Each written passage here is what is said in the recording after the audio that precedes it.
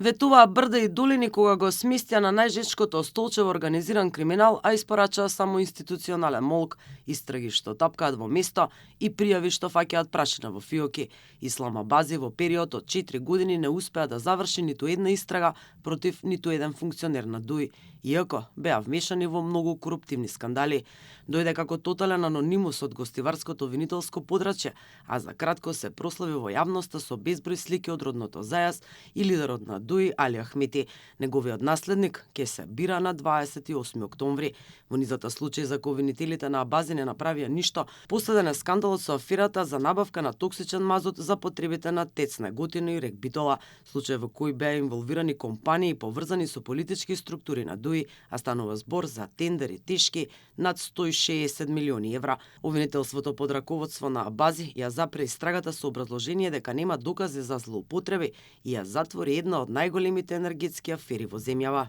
Од доказите произлегува дека мазутот бил навремено и континуирано испорачуван, без да се доведе во прашање производството на електрична енергија. Во овој период немало рестрикции во снабдувањето со струја, а ТЕЦ Неготино придонел за пониски цени од пазарните.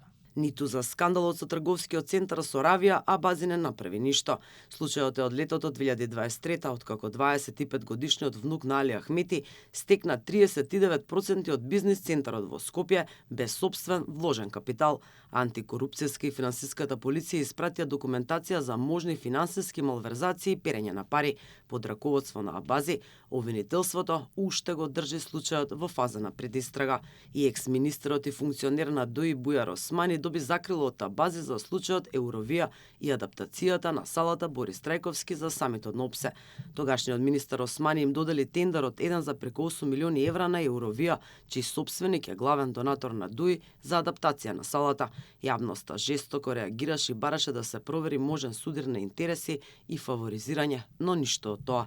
Иструшкиот градоначалник од ДУИ Рамис Мерко помина лесно, откако Мерко се најде на црната листа на САД, Абази го гонеше за набавката на луксузното возило Ауди А6, но во Скопје не биле надлежни, па Абази им го испрати предметот во струга. Континуитетот на системската заштита на ДУИ се преслика и во непостапувањето со дивите градби на Матка и во Чаир.